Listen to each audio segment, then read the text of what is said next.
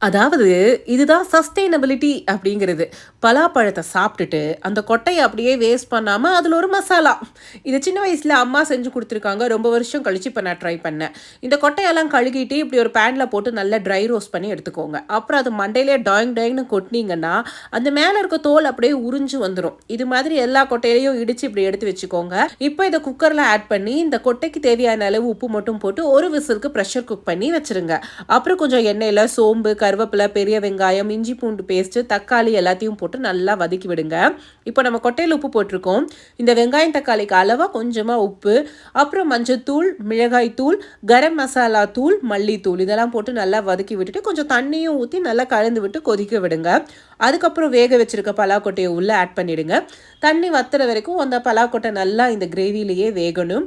Final டச்சப்பாக கொஞ்சம் புதினா தலையை தூவி விட்டு இறக்கிட்டோம் அப்படின்னா ஒரு பலாக்கொட்டையில் மசாலா ரெடி ஆயிடுச்சு.